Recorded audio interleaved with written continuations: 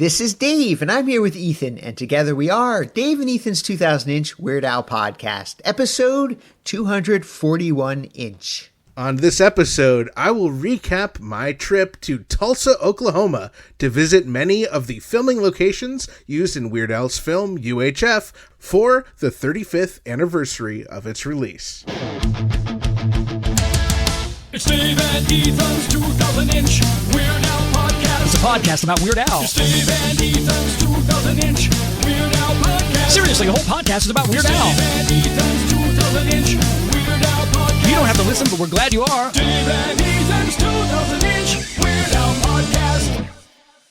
Welcome home from Tulsa, Ethan. Last episode was episode 240-inch, which also meant it was episode 12 feet. But in reality, it was much, much more than that. The entire episode, of course, was dedicated to our dear friend and lifelong Weird Al fan, Joe Jaffa.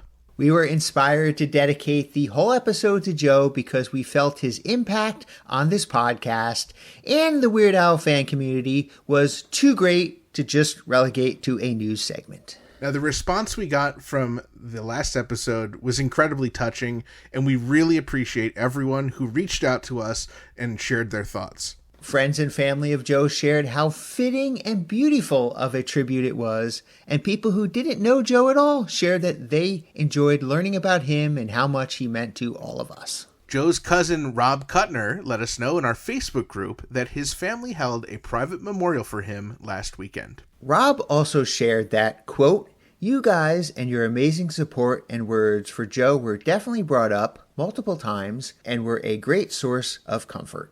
Joe's family is looking at setting up various ways to keep his memory alive, and if any are intended for those outside of his family, we'll be sure to share them on the podcast. Later in this episode, we will hear about our very own Ethan Ullman's extensive trip to UHF filming locations in Tulsa, Oklahoma. But right now, it's the time you've all been waiting for.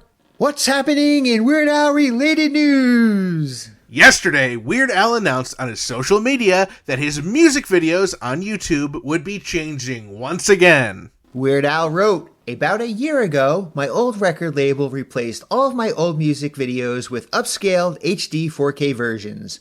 Some folks really liked it, and some folks really didn't." Weird Al continued, "Well, I hate for anybody to be disappointed, so now both versions are available on YouTube. Take your pick." I'm just curious who those folks were who really liked it. Well, Dave, I guess we know where you stand on the issue. I can see the pros and cons to both YouTube versions, but we here at Dave and Ethan's 2000-inch Weird Al podcast are purists. And as such, we recommend viewing Weird Al's music videos on one of the various music video home release DVDs or other official physical avenues. Is now a good time for me to mention that Bob now has both an upscaled HD 4K version and a non-upscaled version, Dave? Why would you? Bob is not a music video. Our very own Mike Minnick let us know that Weird Al's April 2024 appearance on NPR's All Songs Considered has been added to the All Songs Considered podcast feed. In the episode, which aired on NPR in early April and was published to the podcast on August 13th, Weird Al helps to curate a list of the funniest songs of all time. Be sure to check out the episode, if you haven't already, to see if you agree with Weird Al's picks. Late last week, our close personal friend and podcast supporter, Jared Marker over at Rim Jam Films, released yet another one of his fun Weird Al-related YouTube videos. In his video, Jared takes a deep dive into Weird Al's Saturday morning kids show, The Weird Al Show. Our very own Dave Elvis Rossi worked closely with Jared on the video, providing a lot of material from his private Weird Al collection for research and use in the video. If you have not checked out the video yet, you can do so by searching for Rim Jam on YouTube or following the link that Jared posted in our official Facebook group. Our close personal friend and podcast supporter Jake Larson let us know that he was asked to write a couple of chapters for a book about music, and one of those chapters is his story about how he discovered Weird Al and how it affected his life. The book is called Moondance by Brad Schreiber and is available for pre-order now through September 2nd by emailing art_bydesign@msn.com.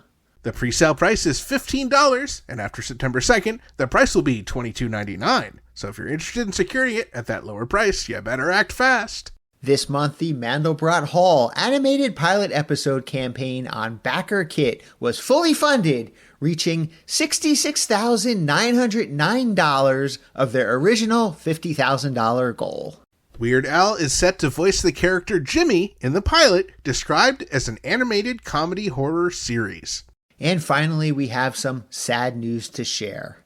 On August 13th, musician Greg Kihn passed away at the age of 75. His band, the Greg Kihn Band, was behind the song Jeopardy, which Weird Al parodied as I Lost on Jeopardy from his 1984 album Weird Al Yankovic in 3D. Greg also made a cameo in the song's music video, driving the car which Weird Al is thrown into at the end of the music video. From all of us here at Dave and Ethan's 2000-inch Weird Al podcast, Gill and Chill in Peace, Greg Kihn. In other sad news, on August 18th, talk show host Phil Donahue passed away at the age of 88. Weird Al, of course, references the Phil Donahue Show in the lyrics to The Brady Bunch, as well as mentioning Donahue during Talk Soup.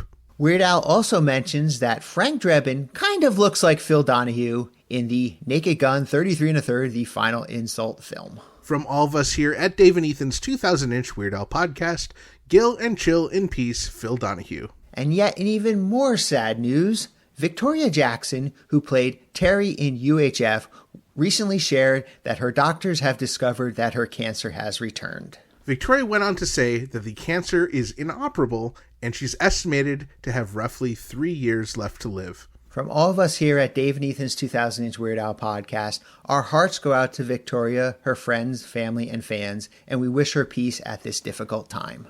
This episode is brought to you in part by Vegan Burrito Restaurant, Burrito Burrito, home of the 2-pound double wrapped in a quesadilla Burrito Burrito, and Wizard Burger in Albany, New York.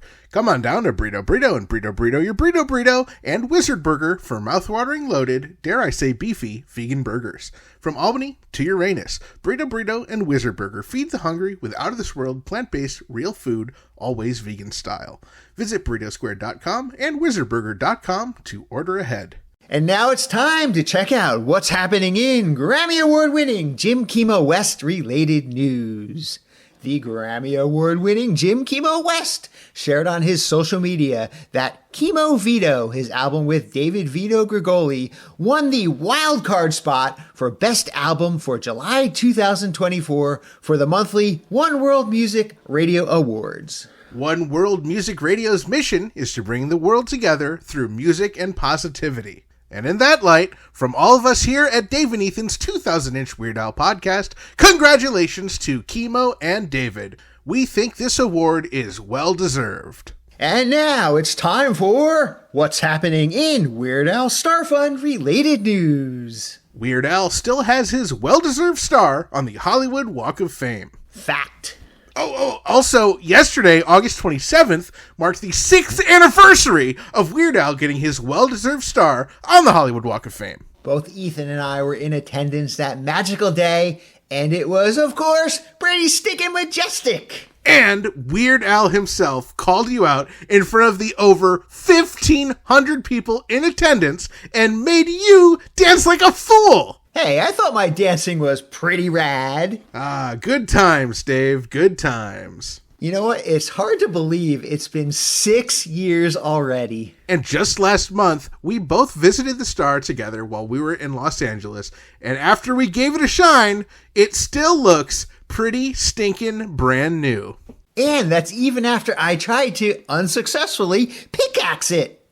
Again. From all of us here at Dave and Ethan's 2000-inch Weird Al podcast, happy 6th anniversary to Weird Al's Hollywood star, and thank you to all of Al's fans who supported that effort. Okay, let's check out what's happening in Everything Celebrities Do is Fascinating related news. Julie Crockett recently posted a photo of Weird Al on the set of the recently announced Castron Pantera indie comedy film. Weird Al is shown in the photo wearing what looks like white sneakers, khaki pants, a white windbreaker, a white bucket hat, and a short hair wig. Fascinating! Actually, yeah, that is quite fascinating. That's what I said. All right, let's check out the next chapter in What's Happening in Z2 Comics, supposed Weird Al branded mini accordion related news. As you may recall, after a year and a half of radio silence from Z2 Comics to their purchasers of the Super Deluxe bundle of the Illustrated Al back in May 2022,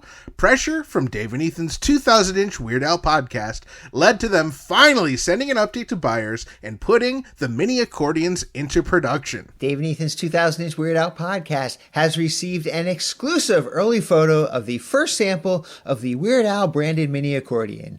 We are told that this is the working sample, it has been approved, and they are now officially in production. So having seen the very first mini accordion, do they look like they're supposed to?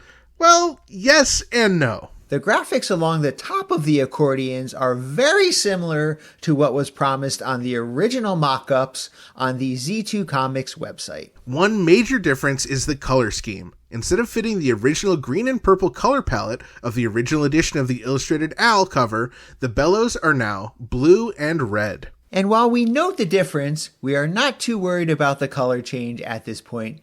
We're just happy to finally get something! As far as we know, these are still expected to arrive to purchasers around November 2024, as promised in the email they sent to buyers. As always, we'll keep you updated. And now it's time for What's Happening in Dave and Ethan's 2000-inch Weird Al podcast related news. This coming Monday, September 2nd, fans and friends of Dave and Ethan's 2000-inch Weird Al podcast will be gathering on Zoom for a reading of the UHF script. Organized by our close personal friend William King, it promises to be more fun than a flying poodle. I'm looking forward to it. I will be reading for several characters, including the epic return of my world-famous role from the Alfest 2009 Rocky Horror Style Shadowcast, the one and only Conan the Librarian. I'll also be reading for several small roles, including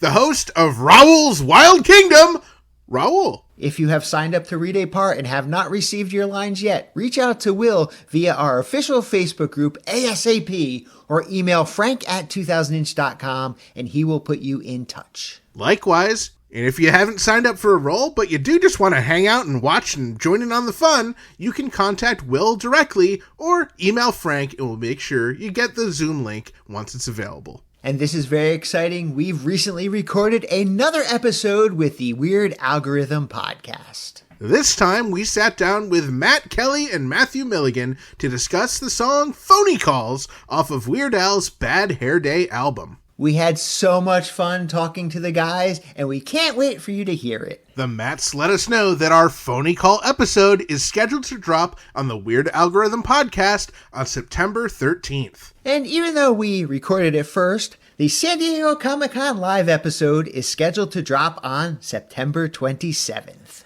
And speaking of fun times, Ethan, you just returned from Tulsa, Oklahoma, where you did a tour of the UHF sites. I'm excited to hear all about it. Oh, Dave, it was so much fun. I can't wait to go through everything with you. So I was there on just a few days after the 35th anniversary of the premiere of UHF in theaters. That's pretty cool. I was actually there in 2013, October of 2013, for the 25th anniversary of the filming of UHF. So I'm excited to hear if you went to some of the same places that I went to and what's changed, if anything. Well, I certainly went to a lot of places that you and Vicky DeVries Rhymes with Cheese went to because I did so much research before this trip. I used your website and all of the great information you have and the photos you have. I also used the Google map that Jeremy Samples created of all the filming locations. And then there's some great websites that are a little outdated, but TulsaTVMemories.com and RobO'Hara.com also talk about the different filming locations and help catalog them. So I did so much research, Dave. You'd be very proud. I made a big spreadsheet with everything, and I've actually never been to Tulsa before. I was supposed to go to Oklahoma City for work, and I figured, well, why not fly in a few days early and finally get to do this Al pilgrimage that I've always wanted to do. Yes, of course. I used all those sites as well. And Jeremy did an amazing job putting together a list of all the addresses and all the places to visit. So when Vicky and I went back in 2013, we used him as a resource as well.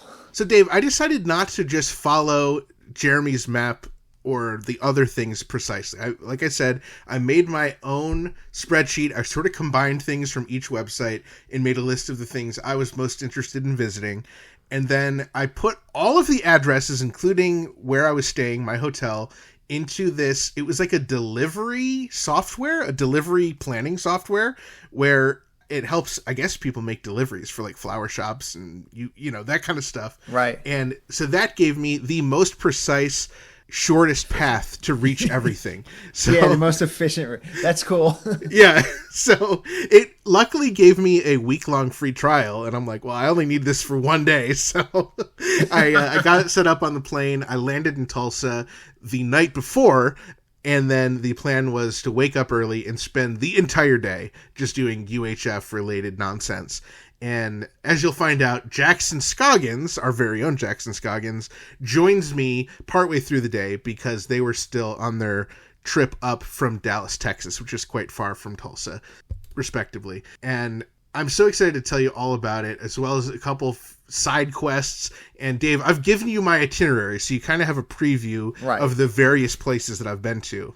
Yeah, I've seen your itinerary, and it's very impressive. You've gone to a lot of cool places that Vicky and I went to back in 2013, but also a few that I think we skipped. So I'm excited to hear about those as well. All right, so it looks like your first stop was, of course, the Tulsa airport. Yes. So I did visit there the night before when I landed, but I decided to rent my car in the morning rather than rent it and then pay for it for an extra day just to have it in the morning. So I went back to the airport and picked up my rental car, and I wasn't sure exactly where the parts in UHF were when Uncle Harvey lands. So I just sort of took a couple pictures around the front where people, you know, can pick up, and they had like a sign that said Tulsa Airport, and I figured that was close enough. Yeah, I don't think that I actually figured out the exact spot either. I remember going to the Tulsa International Airport and holding up a sign that said Bill Chick. So that was my highlight. Yes, I did not prepare the same way you guys did. So what's really great about your webpage that talks all about your trip and has all the nice photos is you and Vicky got a lot of fun props. I did not go for props. I have a couple props here and there that I'll mention, but I did not have a Bill Chick sign. I just had my selfie stick and my cell phone camera because Jackson was not with me yet. Well, I mean, Tulsa Airport, we've all been to airports. They're not all that exciting. But this next stop, Vicky and I didn't go to them, so I'm excited to hear about the Wheel of Fish market.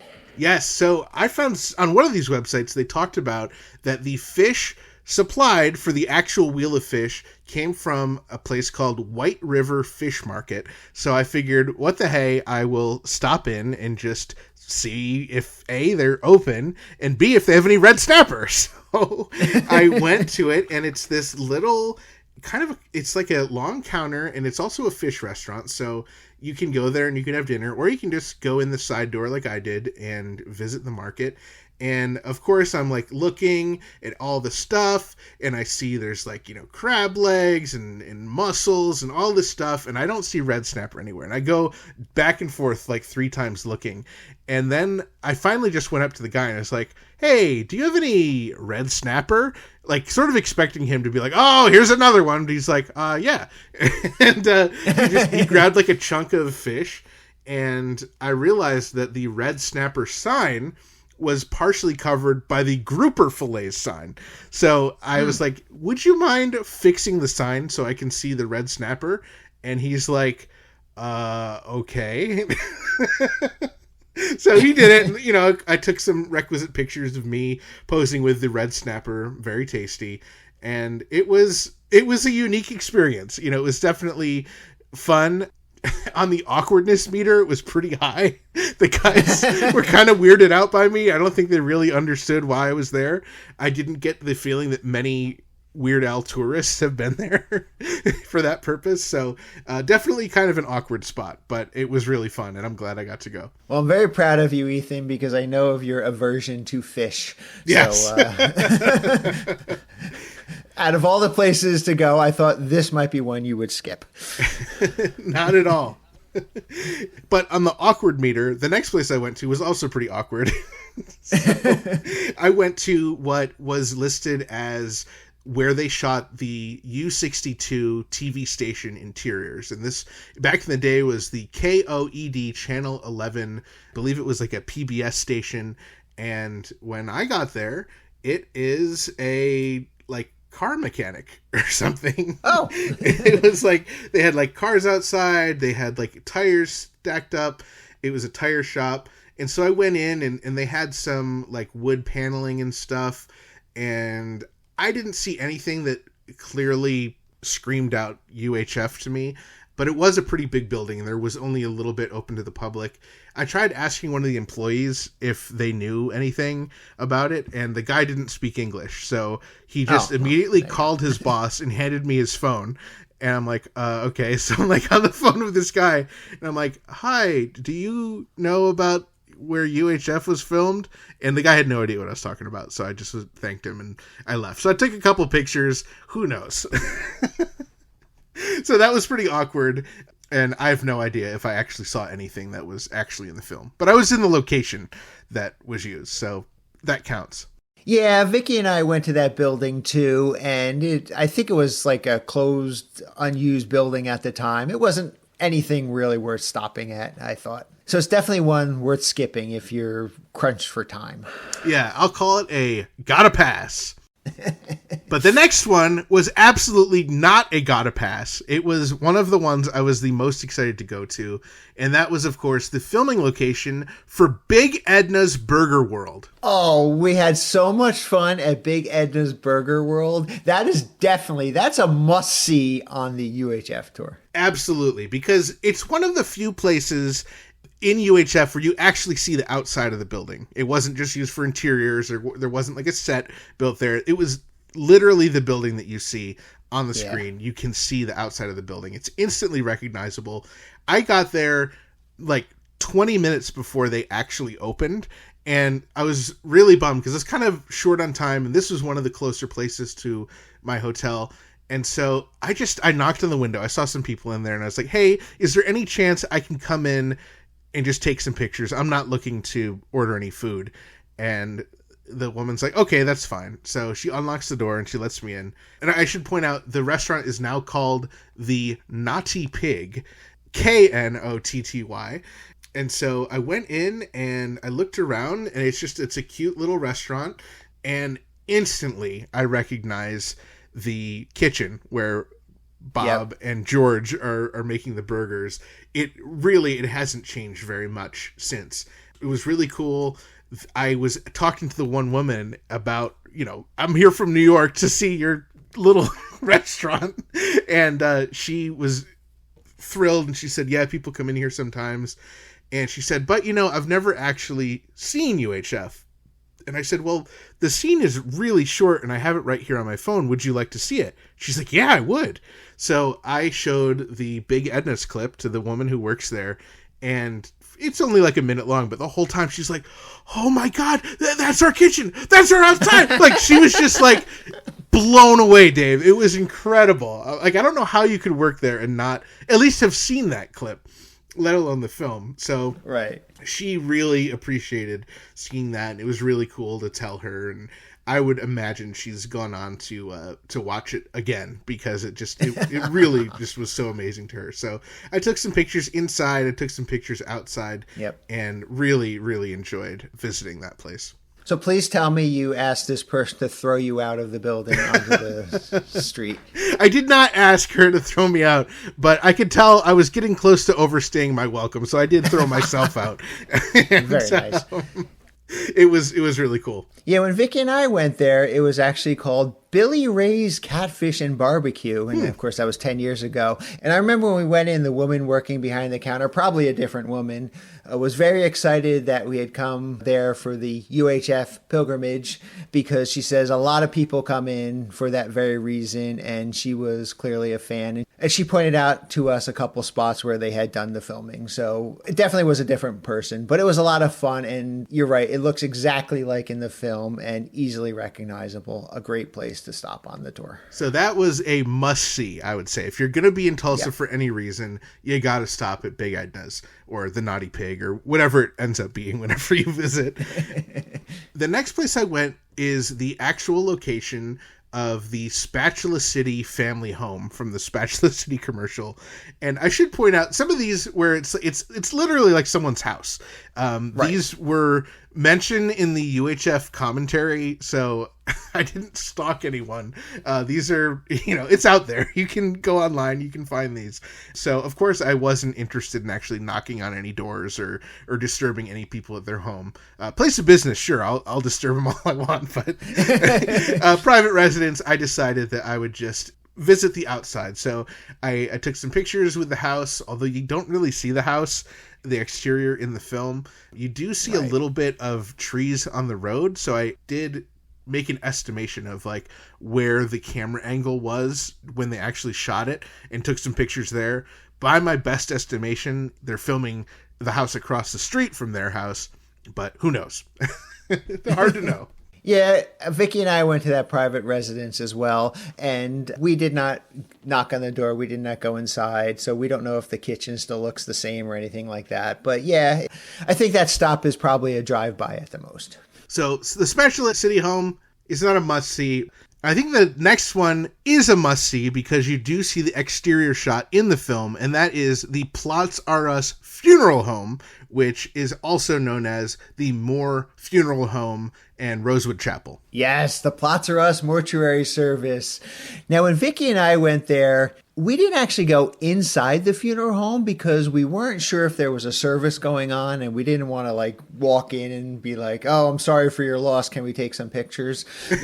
So we stayed outside and just viewed it from across the street, but it was definitely clearly the same funeral home that was used in the movie.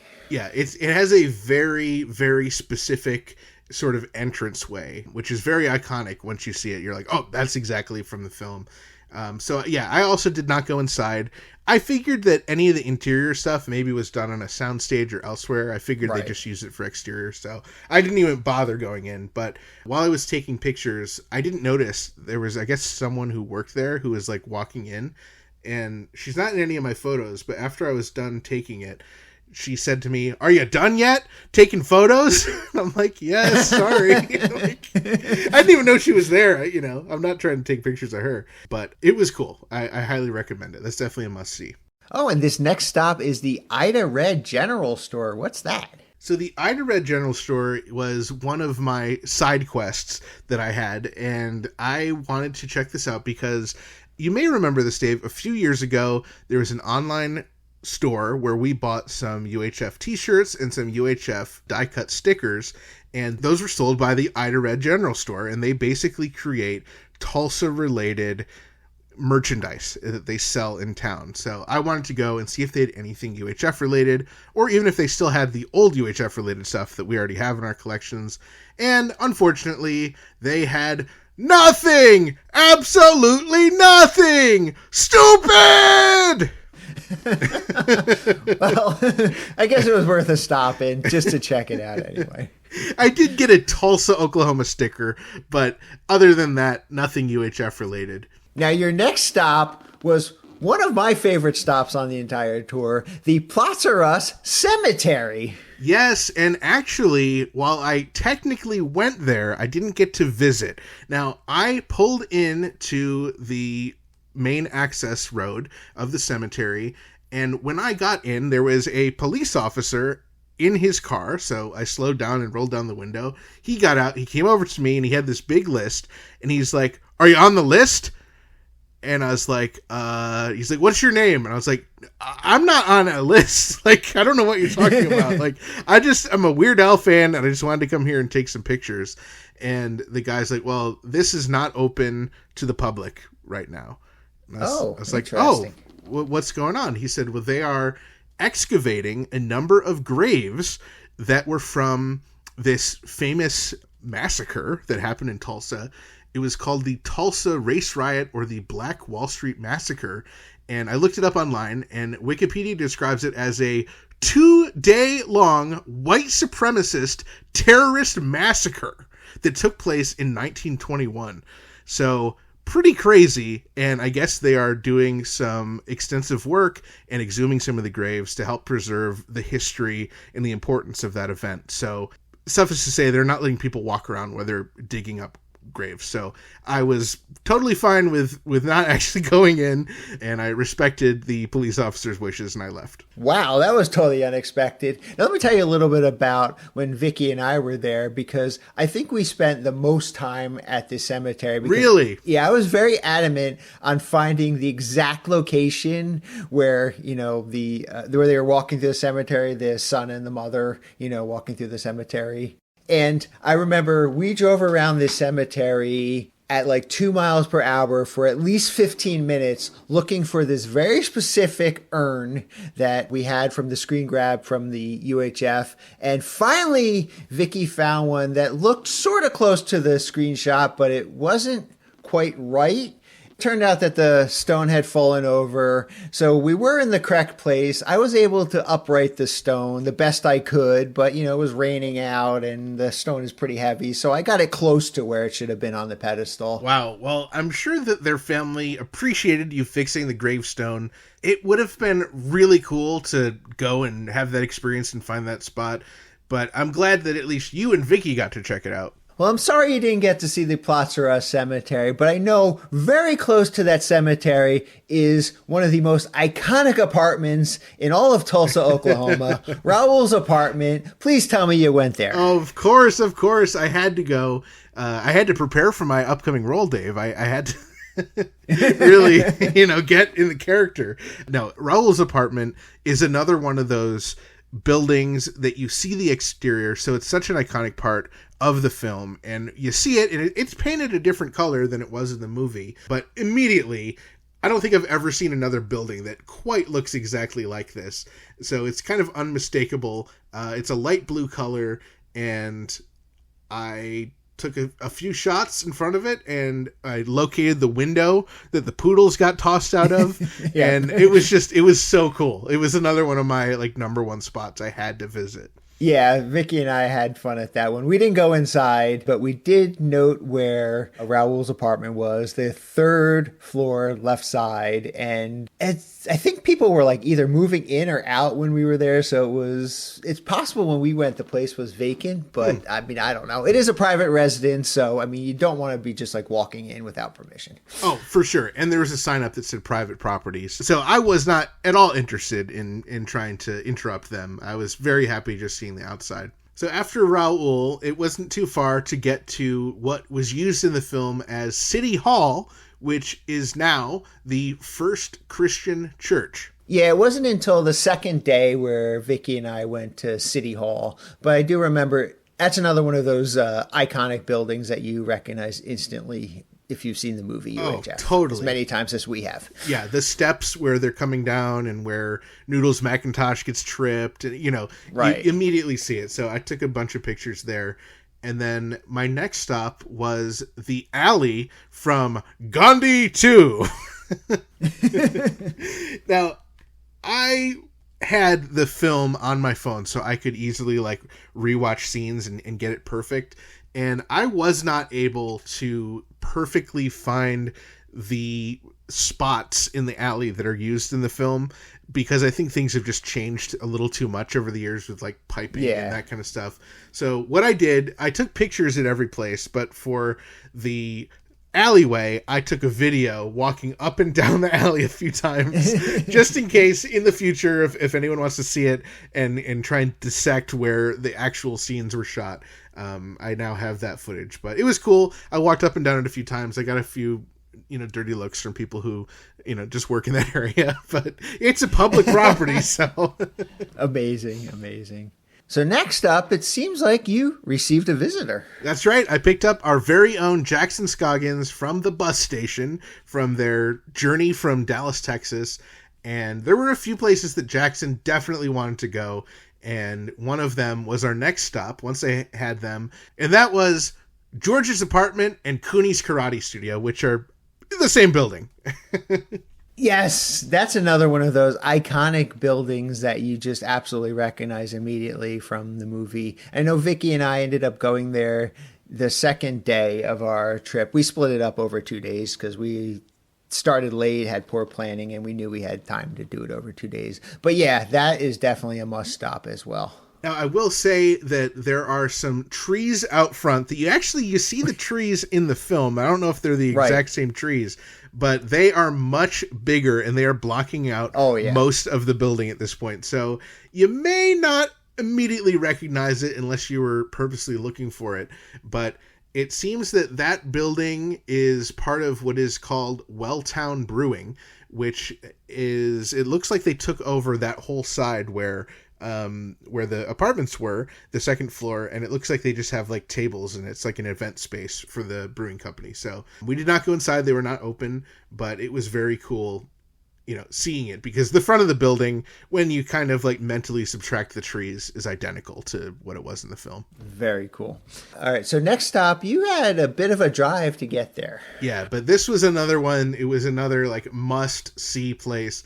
And this was the U-62 exterior shots, where in the film, the exterior of the station that we know and love, that was built for the film. That is not a building that was there or is still there. Those were just like, prop ups from my understanding. But what is still there is the actual U-62 radio antenna. And it was amazing. So I would love to hear about your experience, Dave, but for Jackson and I, we got there and it's just a big vacant lot covered in like gravel and grass, and it was fenced off and not available for the public. But we did see a sign that said, "Please check in at the office." So we thought that was valid enough that we should be able to walk around on the lot and look for an office. We did not find an office, but we did accidentally take a few pictures with the antenna behind us, and that was pretty stinking majestic. Yeah. So Vicky and I remember it being quite a bit of a drive to get there. It's not like in Tulsa proper, it's sort of on the outskirts, but it's totally worth the drive. And yeah, it was in the middle of this field. And really the easiest way to find it is just to look up. It is a gigantic, tall tower. You cannot miss it. Yeah. When we got there, same thing. There was a gate that prohibited vehicle access, but I don't remember there being a no trespassing sign. Nope. There was no trespassing sign. It just said, "Please check in at the office." And we looked for the office, Dave, to check in. I don't remember seeing that sign, but I know we walked towards the transmitter. There was a metal fence surrounding the actual transmitter. Yep. And a sign that said no trespassing at that point. But at that point, we were already on the property. And yeah, you're right. The U-62 building doesn't exist anymore. I think it was either knocked down or it never existed to begin with. I don't know. A strange story there. There is like this little white shed, which... Yeah, there was a small white storage shed. Yep. And I remember Vicky and I, we brought, at the time, it was my iPod and portable speakers, and we played UHF in honor of that location. And for some reason, I remember it being really, really cold and very windy there. Oh, well, it was very, very warm the entire day I was in Tulsa. It did not get below 90 degrees the whole time I was there. So maybe going in the middle of the summer isn't the greatest idea, or maybe going in October isn't the greatest idea. Maybe going to Tulsa isn't the greatest idea, but we both sure had fun, Dave, so it all worked out. All right. So now the next place that we went is another one of the absolute must-see places, and that is probably the one thing, when you ask anyone about UHF, the first thing they think of is Spatula City. Yeah, I think if you only go to one spot in Tulsa, you have to go to Spatula City. So I had pre-purchased a couple spatulas for us to bring along. So like I said, we didn't really have props to for each place, but we had to have spatulas. So we took some pictures out front. Spatula City was never a Spatula City except for the filming, but the store that's there right now is called Cox Cash Saver, a cost plus food outlet. And so it's basically a grocery store. Interesting. When we were there, it was called Warehouse Market, and yeah, it was basically a grocery store.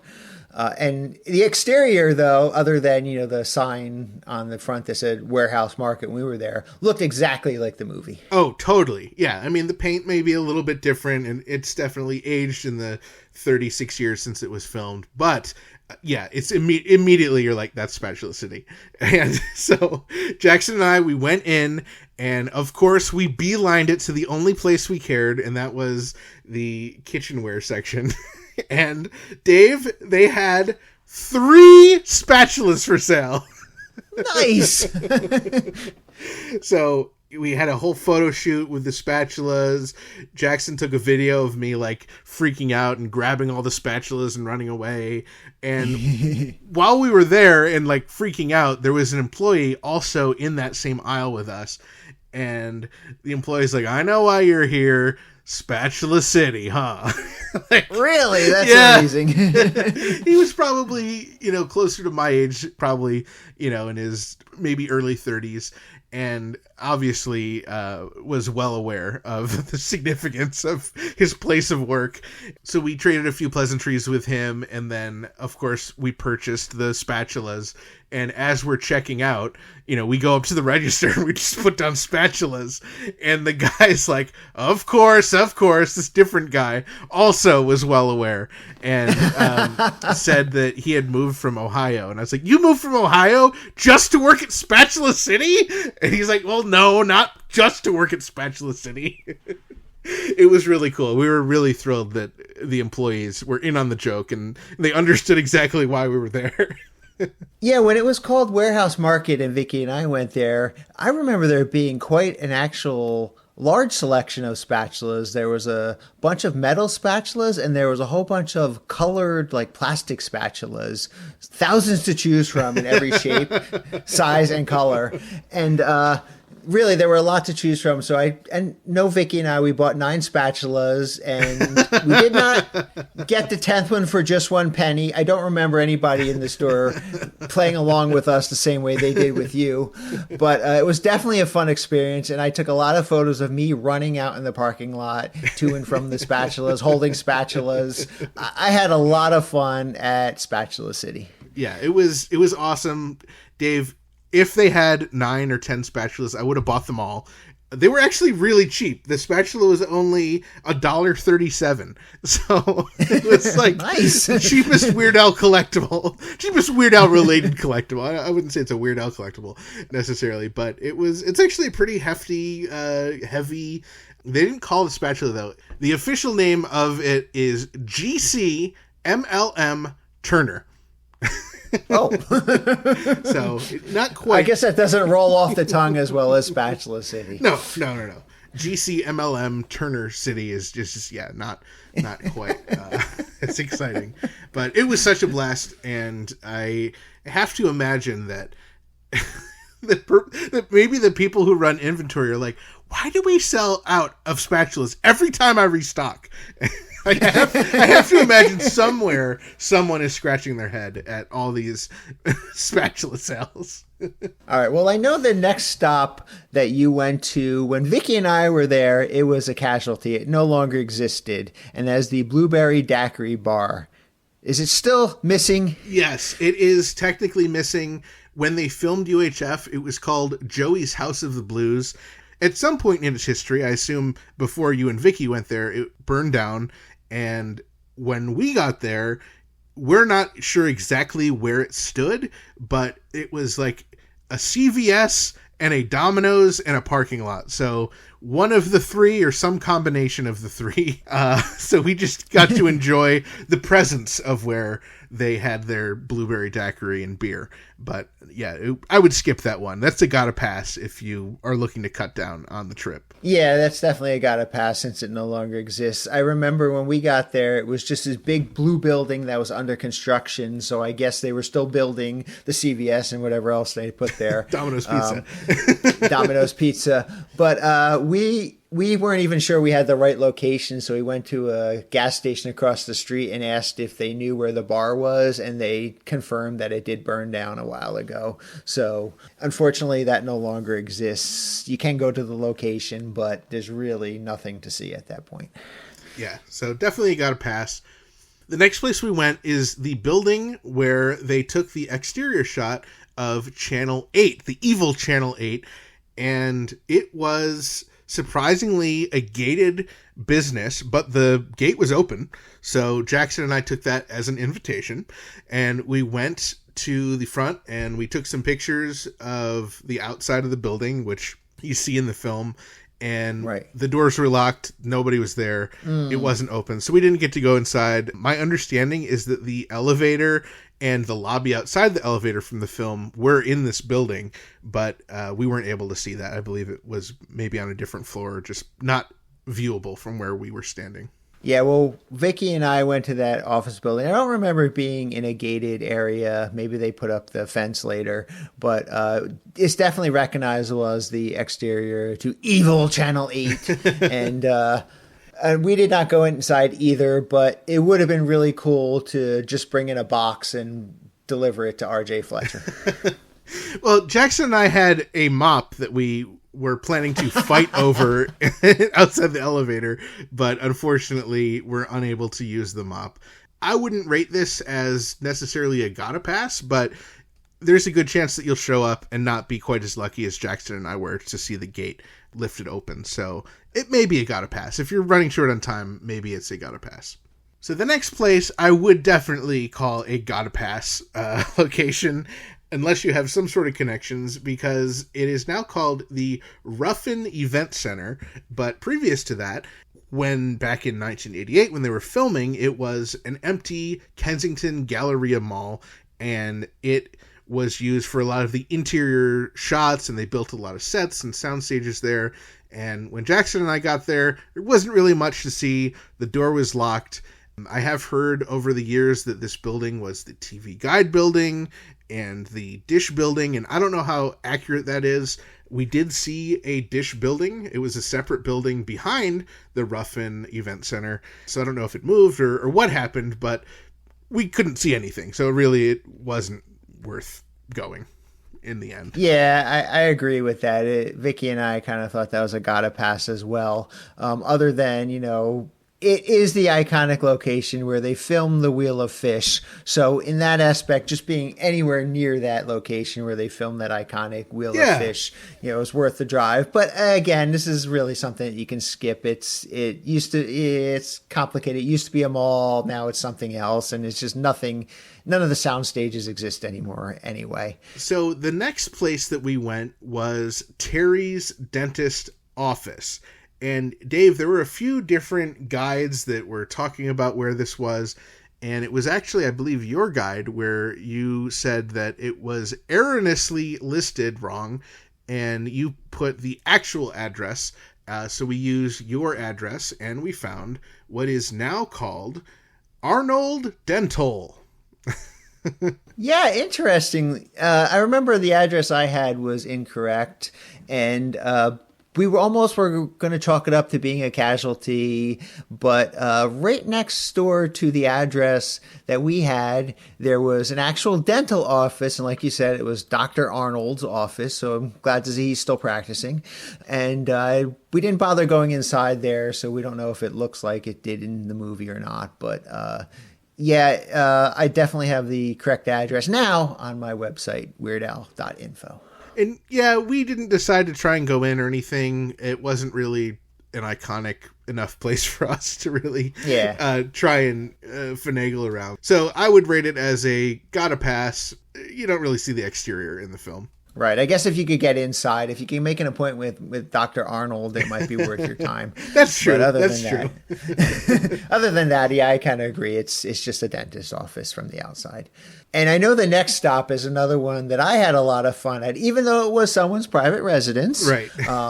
It was definitely looked like it did in the film.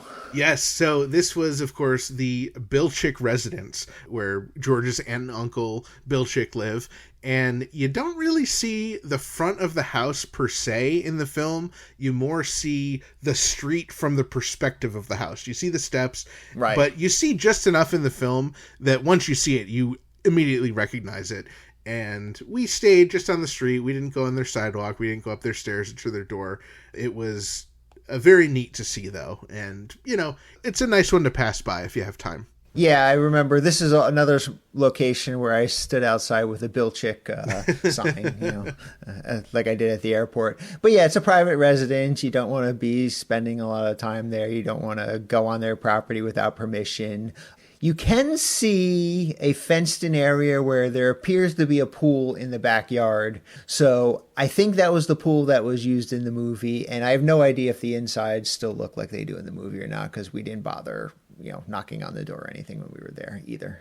So the next place we went is the location of Terry's apartment, which was sort of surprising to me because I don't know about you, Dave, before you actually, I don't know if you went there, but before I actually went, I always assumed that Terry was walking down a long indoor hallway before she gets to her door with the flowers taped on. And now seeing it in person, I can see that it was actually just a tight shot, and these are all apartments that you can get to from outside. There's no indoor hallway or anything like I pictured. Yeah, Vicky and I went there, and it's a rather big apartment complex, and we drove around a while looking for the building that had 4322 on it, which was the address that we had. Yeah, we never found it, so I don't have any perspective on, what it looks like, or if it looks anything like the film, or if it's even still there. Well, I can say that while we weren't sure exactly which building it was, we knew that it was an apartment K, so we did find an apartment K to take a picture in front of. We did not go up and knock on the door or anything, but I will say that some of the blinds and the shape of the door and the small window next to the door perfectly match what we saw in the film. So it is definitely the apartment complex. Was it the exact same door? Was it, we don't know, but it was still pretty cool to see that and have that revelation about the layout of Terry's apartment. Yeah, and we should note that this is still a private residence, so, do take care, do seek permission if you want to go inside and all that stuff. Vicky and I basically chalked this up as I got a pass. It really wasn't anything that we felt was important enough to spend a lot of time trying to find the exact apartment. Same, yeah. We definitely felt a bit awkward there, and we took our pictures pretty quickly and we left. Now, the next place we went was, I saw listed as the location of Jimmy Houston Productions, where Philo's Lab was filmed in one of their studios. So we went there and we decided, what the heck, we're here. Let's go inside and see if they know anything about, Philo's Lab or whatever. It was no longer Jimmy Houston Productions. There were a couple different businesses, and the only one that was open is a business called Detail Supply Warehouse. So we went in, there was a woman behind the counter. She was very nice, and we explained that we're big, stupid Weird Al fans, and we're here looking for UHF locations. And she's like, no way, is this building a UHF location? We're like, yeah, this building is where, Jimmy Houston Productions was and where Philo's Lab was. And she had seen the movie, but she wasn't really a big fan, but her brother is apparently a huge Weird Al fan. So she's like, I gotta write this all down. And she's like taking notes, and we're showing her the scene, and she's so excited. And she's like, well, let me take you back into the warehouse. So she brought us back behind the scenes into their warehouse, and we weren't able to perfectly, be like, oh, this is where, but we sort of had an idea that based on like a door that you see in Philo's Lab that we may have found the right spot. Now it's pretty big building, and it's split up between a couple tenants. So it was really interesting, but really the best part is this company has giant drums filled with chemicals all over the place. So it's very fitting that Philo's lab would then become a lab full of cleaning chemicals and that sort of thing. So we definitely appreciated her hospitality, her friendliness. We gave her some stickers and wooden nickels, and I can't wait for her brother to hear that his sister works at Philo's lab. Yeah, I think the place was called Cloud9 Productions when we went there. We didn't bother going inside.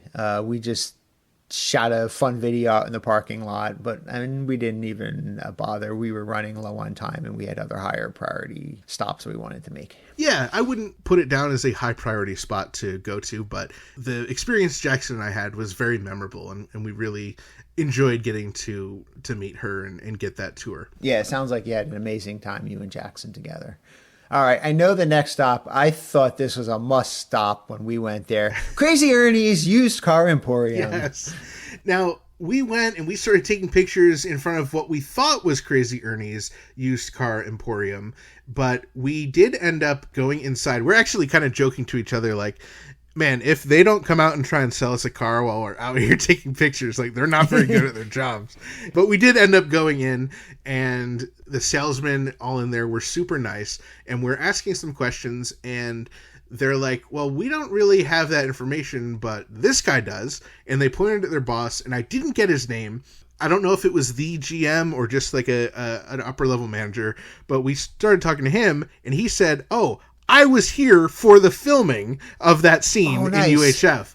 And so he didn't seem to really have a whole lot of information to share, but he was on set. He did get to meet Weird Al, and he let us know that Ernie Miller Pontiac, the building behind, Crazy Ernie in the ad, that was torn down. So that is no longer there. Right. The building that we were in looked a lot like it, but it was not the one from the film. They did have a few old ads and shirts and newspaper clippings from Ernie Miller Pontiac, but they did not have the actual Ernie Miller Pontiac anymore. It is now Mark Miller. So it was really cool to get to talk to those guys, and they were really forthcoming, showing us some of the old artifacts from the business that was used in the film. So it was very cool. Yeah, Vicky and I had a wild time there. And like you said, the building that was actually used in the film no longer exists. But we did find like a small building that had a giant used cars and big lighted letters.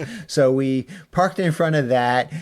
Vicky picked up a prop at one of our stops of a, stuffed animal toy seal. So I did not have a club, but we did have the baby seal that we could club to make a deal. And yes, like any good used car salesman, finally somebody came out and asked us if we needed help. Oh, good. We said, yeah, we need help, but not the kind of help you can give us. But that was a fun stop. I mean, it's a car dealership, but, if the original building was there, I think it would be a lot more fun. But definitely, I think it's probably worth driving by. Yeah, it was pretty cool to get to see it. So before we left, we did offer to show some of the guys working there who hadn't seen the film Crazy Ernie's clip, and they thought it was hilarious. So it was really cool to show them that and get their fresh reactions. So that was really fun. Your next stop was actually one of my first stops, and that was where they filmed Bowling for Burgers. Yes, we visited the iconic Rose Bowl Lanes, which stopped being a bowling alley years and years ago, but it still has what is around Tulsa a very iconic sign and an iconic building, and so that part's preserved. But we went in and we kind of had a unique experience, Dave, and I'm excited to tell you about it. So as we're walking in, there's a pickup truck like backed up pretty much to the door, and we walk in and we say, hey, is it okay to come in and take a few pictures? And there's this woman who seems like she's supposed to be there, is about to say something, and then from behind us, some guy goes, if you help us carry this table, you can. And so we turned around, and there's like 3 or 4 guys, and they have this giant old pool table that is like missing a leg and it's clunky and wow. it's just really big. And so Jackson and I were like, sure, we'll help you. So we took a side quest from our side quest, and we helped these guys lift this really big, heavy table out of the bowling alley and into their pickup truck. So that was pretty unique. And so afterwards we went up to the lady and we're like, so now can we take pictures? And she laughed. She's like, you didn't have to help them. Like, that was fine. You can take pictures. And so she was really nice. It is no longer a bowling alley, like I said, and it's been, I guess, a couple things over the years. I believe now it was some sort of like church sponsored recreation center. They had a lot of games. Where the bowling alleys were is now like a basketball court, and there's all sorts of different things.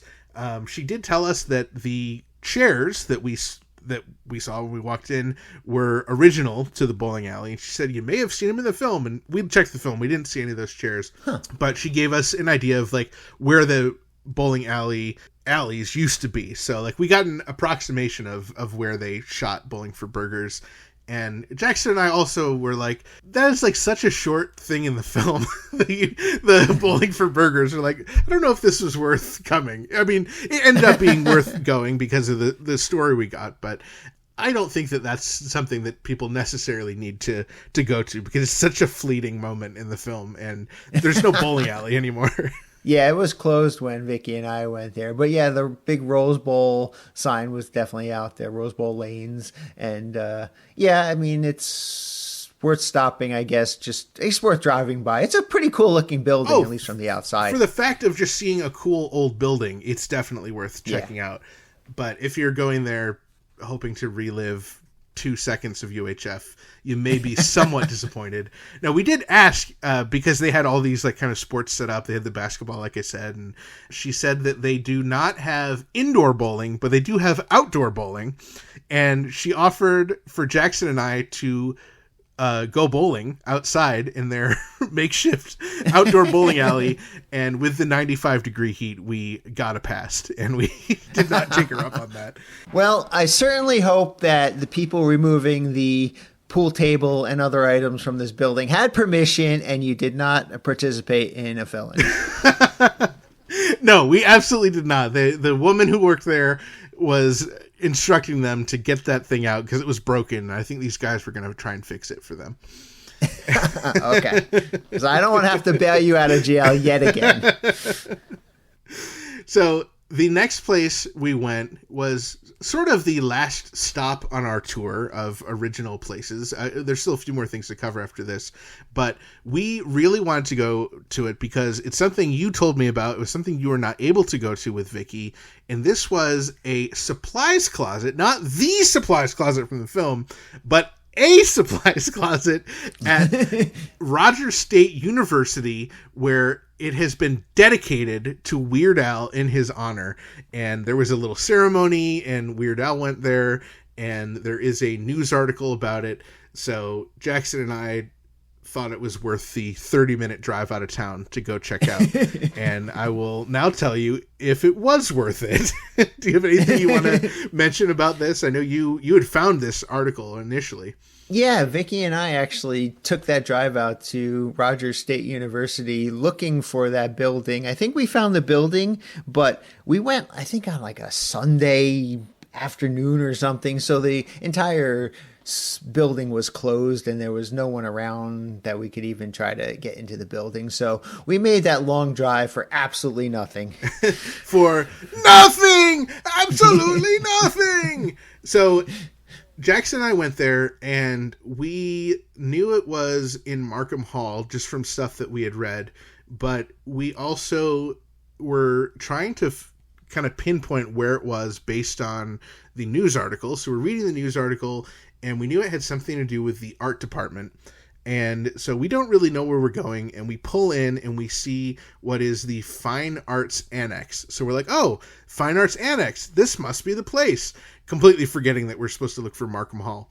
So we're like, we go around, we take some pictures of the Fine Arts Annex, and we're looking around. And then Jackson spots a woman who works at the university on a golf cart and strikes up a conversation with her. and basically is like, hey, do you know where the Weird Al supplies closet is? And she's like, I have no idea what you're talking about.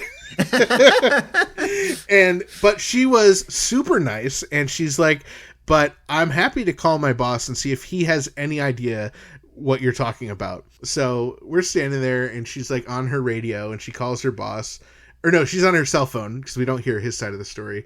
And she's like, these guys are looking for like some Weird Al UHF supplies closet. And then she's like, uh-huh. Oh, is that where we put the trash? Oh. And so even though the campus was closed, this woman worked on the maintenance staff, and she got us permission from her boss to let us into the locked building. Oh, wow. So we followed her over. We were way the heck in the wrong spot. So she drove her golf cart, and we followed her up to the building, which is Markham Hall, which I think is kind of like their campus center, which is like kind of like, at least at my college, it was like kind of like a central building where they kind of had student activities and stuff. So I think that's the equivalent here at Rogers State University. So she let us in. Actually, she met her boss there, and he let us in. They turned on the lights, and they brought us over. And Dave, it was pretty stinking majestic. It is a little door, and on the door it says 133, but then also on the door it says 135, and there is a plaque. It says, the Weird Al Yankovic Supply Closet in appreciation for his support of RSU TV public television, dedicated September 24th, 2013, 'cause life is like a mop, Stanley Spadowski. And there's a mop etched into the plaque. It is so freaking cool. Wow. Apparently they don't have the keys or something to this door, so it's just always open. They have like something over the door thing, so it can't be closed. So we did get to go inside and just check out the majesty that what was the supplies closet that is dedicated to Weird Al, not the supplies closet from the film, mind you. Right. So on either side of this supplies closet, there are framed articles talking about Weird Al in Tulsa, and I believe talking about this supplies closet. So one is from the Tulsa World, September 22, 2013, and then the other is from the Claremore Daily Progress, and they are talking about the RSU Public TV pledge drive that they do every year to raise money. So it was really cool. We got a bunch of pictures. These two maintenance people were so nice. They took pictures of Jackson and I, and before we were done, they're like, and there's another Weird Al related thing here if you want to see it. And we're like, yeah. So they took us down a flight of stairs and down a few halls, and they have this really cool giant wall that is a timeline, and it is the RSU TV, and it says the history of RSU TV and from past to present. And on the timeline for 2013 is a picture of Weird Al taking a selfie. It's not the selfie, it's a picture of Al taking a selfie with the closet. And so I took a selfie of me taking a picture with Al taking a selfie of the closet door, and Jackson took a selfie of me taking a selfie of... It's very complicated, Dave, but it was very cool to see. That's cool. Wow. The timeline reads, on September 24th, 2013, Weird Al Yankovic dedicated a supply closet at the station to commemorate the 25th anniversary of the filming of his movie UHF. So it was very cool, and a huge shout out to those people who made that happen for us, because we really just went out on a complete whim and they totally made our day. So that was so much fun. Yeah, that sounds amazing. I'm glad that you guys were able to see the supplies closet and even the bonus timeline that I had no idea even existed. Very cool. Very cool. All right. Well, I'm looking at your itinerary, and here it says you went back to Big Edna's Burger World? We did. So that was one of the places that Jackson absolutely wanted to go to, and I do not blame them at all. So, and we went to Big Edna's for dinner, but unfortunately we got there just as they closed. So I got there just before they opened and then just after they closed. So I completely missed the window of actually eating there, but we still had a ton of fun. We took a bunch of pictures. Jackson was brave enough to lay in the grass as if they'd been thrown out by Big Edna, and we recreated a bunch of stuff. Well, so we had to get dinner somewhere. So Jackson said, while you're in this area, you have to go to Brahms, which is world famous, better than In-N-Out kind of burger place. And I'm like, well, you know, I don't really like burgers, but I'll go with you. And they had nothing on the menu I could eat except for French fries. And Jackson's like, well, you can at least get, you know, a malted milkshake. And I was like, okay, I'll do that. And they will let you choose any ice cream you want. So of course, Dave, I got the I Love Rocky Road, aka the Rocky Road malted milkshake. And then afterwards, Jackson and I went to a tiki bar called the Saturn Room, and they were super cool there.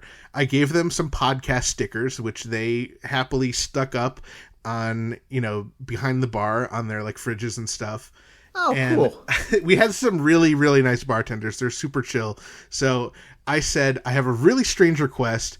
Can you make me a blueberry daiquiri, but it has to be in a tiki mug, and there has to be an umbrella? And I like gave them all these specifications. I showed them a screenshot of the film, and they nailed it. They made it for me. It was awesome.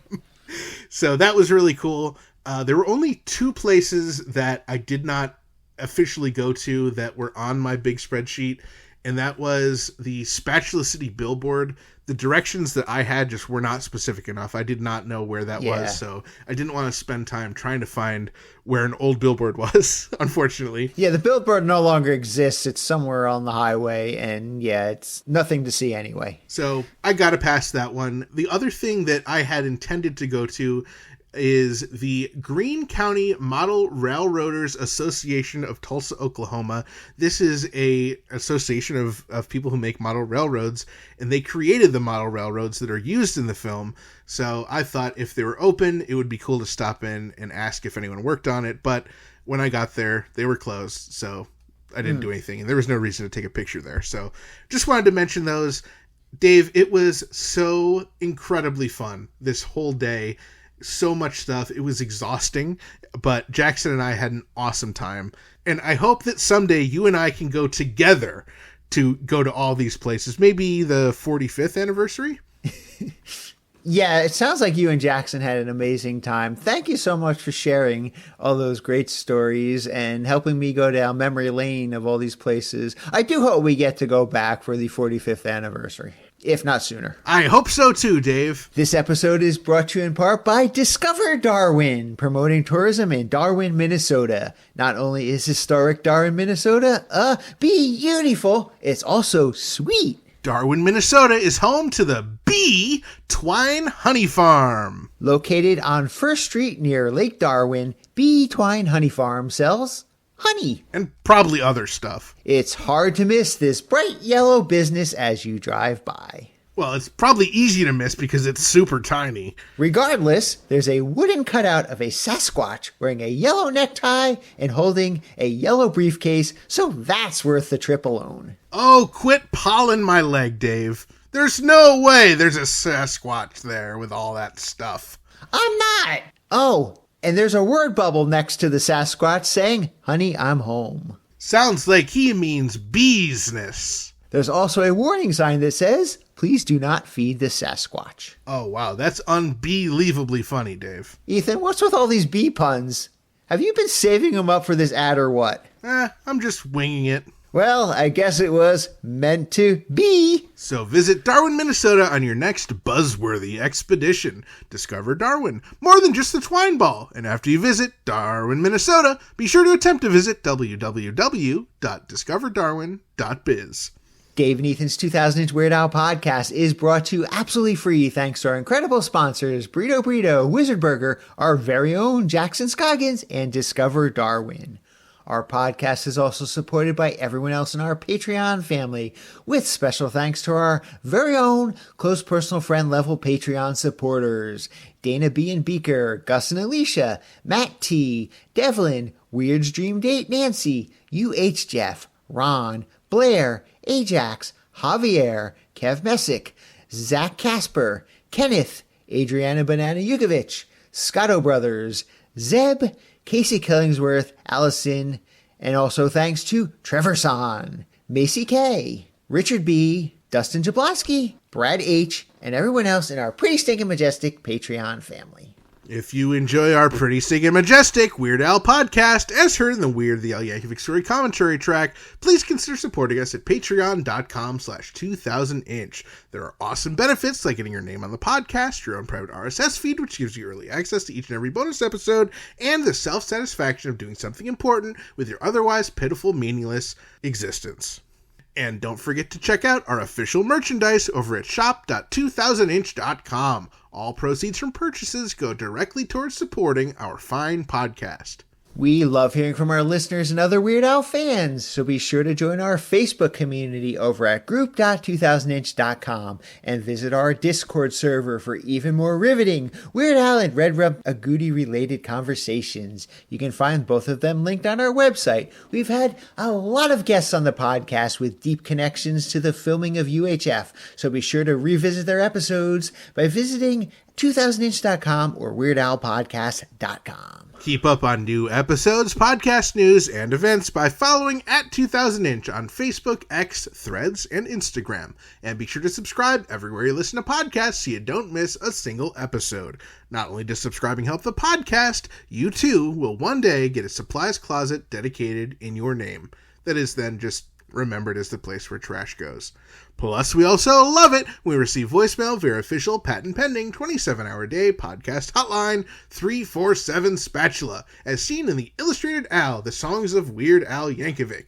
That number is 347-772-8852. Give it a call or a text, and you might even hear your message in a future episode. Thank you to our very own Ethan Ullman for recapping his adventures in Tulsa for this episode. All of us here at Dave and Ethan's 2000s Weird Al Podcast also wish to thank our very own Jackson Scoggins, Jared Marker, Rim Jam Films, Jake Larson, our very own Mike Minnick, Vicky DeVries, Rhymes with Cheese, Jeremy Samples, my very own personal Weird Al website. We've got it all on UHF over at weirdal.info. Mike Ransom, TulsaTVMemories.com, RobO'Hara.com, Will King, Rob Kuttner, Lisa Popeil, MG Kelly, Christian Portwine, UHF Nucera, Kenneth Gwinnett, Matt Horn, Tony Goldmark, Julie Crockett, The Weird Al Star Fund, Matt Kelly and Matt Milligan from the Weird Algorithm Podcast, our very own Claire Walsh, and all the nice business owners and residents of Tulsa, Oklahoma. Thank you to the Grammy Award-winning Jim Kimo West for our incredible podcast theme song, and thank you to Weird Al Yankovic,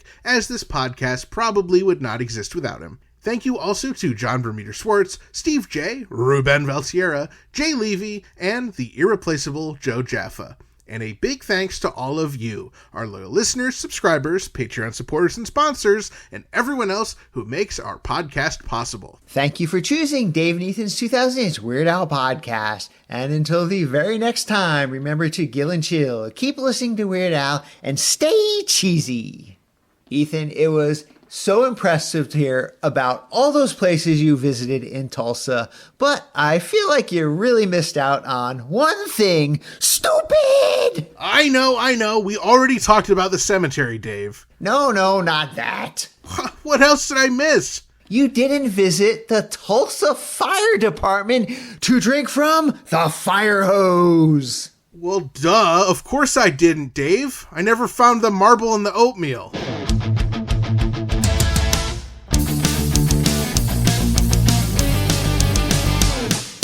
That was Dave and Ethan's 2000-inch Weird Al Podcast, episode 241-inch. Supplies closet.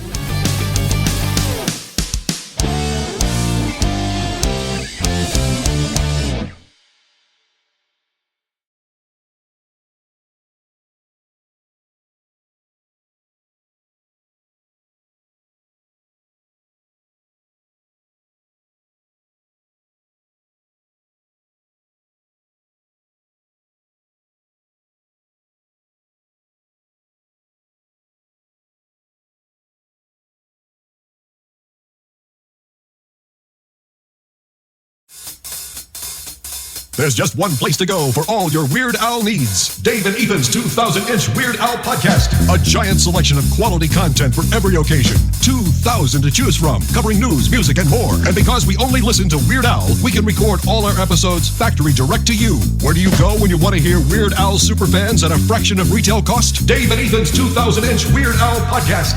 And this weekend only, take advantage of our special liquidation sale. Subscribe for 9 months. Get the 27th month for just $1 penny. Don't forget, they make great weasel stomping presents. And what better way to say, I love you, Weird Al, than subscribing to our podcast. David Evans' 2,000-inch Weird Al podcast. Hello, this is MG Kelly, friend of Dave and Ethan's 2,000-inch Weird Al podcast. I like their podcast so much, I recorded this promo. Dave and Ethan's 2,000-inch Weird Al podcast. We're in the yellow pages under Weird Al. My, where did you get that lovely podcast?